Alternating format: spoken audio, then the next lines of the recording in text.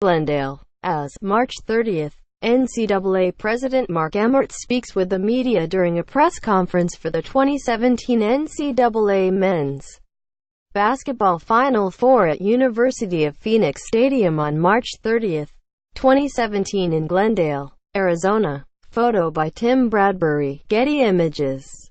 Ole Miss football and its fans have awaited this day since the beginning of the NCAA investigation. So what did we really learn from the sanctions? So whether you are a die-hard Ole Miss football fan or opposing foe, you've been ready to see this day. It's finally here. For Ole Miss Rebels fans, it was a chance to finally know our fate and pray at ISNT, a program wrecker. For foes, it's a chance to see a rival football team get a colonoscopy from the NCAA. Just knowing that it was going to soon be over and Ole Miss football could begin moving forward was a relief. Not having an impending sense of doom hanging over the program is a great. Simply get past what has been done and being able to start over is a blessing. The sanctions have certainly hurt us, even though we are receiving a little more than what we self-imposed than a modern-day slap on the wrist. Much of the damage was done way before today. Of course, like all things, there are specifics. However, let's take a look beyond the specifics at a few things we learned from the entire ordeal. What we learned. We learned a lot from the revealing details of the NCAA and COI ruling against Ole Miss. Number 1. The NCAA marched into Oxford with an agenda. They intended to punish Ole Miss at any cost and make us an example. This isn't the first time the NCAA has used its strong-arm siege tactics to cripple a sports program. Of course, not every school has had to endure the NCAA quite to the extent Ole Miss has. Not every school has had racially motivated NCAA investigators camped out on their campus for 5 years. Oh yeah, NCAA investigator Chris Howard made a tweet where he stated headed to Oxford, Mississippi to take down the most racist school in the South. The tweet was later deleted. It should be noted Howard was part of NCAA compliance at LSU. Think about that when you listen to the tape with Barney Farrar and Tina Henderson discussing pay for play for her son's student-athlete No. 39 from other SEC schools.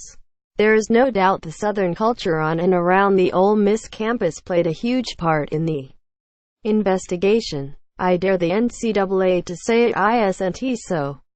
Ole Miss has been demonized over the years by the media for what happened eons ago. It's no big secret Ole Miss is still haunted by ghosts of the past and persons with an agenda. At some point enough is enough, but the NCAA Director of Enforcement Chris Howard couldn't stop. He couldn't resist his opportunity to make a name for himself. Oh, there's more. We have also learned there are reports of efforts by rival schools to impede a justified cross-examination of players who were given limited immunity and blatantly lied about the Ole Miss football program and a high-profile Ole Miss donor. What we have to remember is this. If the COI called Leo Lewis credible in accusations against Rebel Rags, then they should deem all of his statements credible. Even his statements to NCAA investigators where he admitted to soliciting and receiving inducements from multiple schools. I'd say the recent release of a taped conversation corroborates his involvement in pay-for-play on the night before National Signing Day. Come on NCAA. Do your job. Note: under NCAA standards, limited immunity covers only the player and not the school or schools involved. Just figured I'd throw that out there. Miss State and LSU. However, remember that the director for NCAA enforcement during the Ole Miss investigation served within the NCAA compliance department at LSU. Oh, what a tangled web the NCAA has woven. No wonder they can't win a federal case. To think Chris Howard is actually an attorney. Laughable at best. And even more funny when you understand he has an obvious agenda to take down Ole Miss. Congrats Robert Morris University. You have a real stand-up guy. Oh, there's even more. There's always more to be learned. In this case, we've learned nobody has our back. From the SEC Commissioner's office in Birmingham, we've heard nothing from Greg Sankey, whose daughter has attended Miss State, one of the schools seriously involved within the case. It should be noted that Sankey is also the chair of the NCAA Committee on Infractions. Of course, Sankey recused himself from the Ole Miss COI hearings because there was conflict of interest, and rightly so. He should have recused himself. At least he did that right. However, Greg Sankey dropped the ball as SEC Commissioner. Mr. Sankey, you are no commissioner. You are an emered minion who makes millions to perform a job. A job which should include going to bat for a charter member of the SEC. If you can't perform your duties as COI chair because of personal conflict, then you should do your job as SEC Commissioner. If you can't do either, then you should take the money and run, which is exactly what you have done. You've failed as COI chair because of your job as SEC Commissioner, and you've failed as SEC Commissioner because you didn't do your job. It's time to kick rocks, Commissioner Sankey.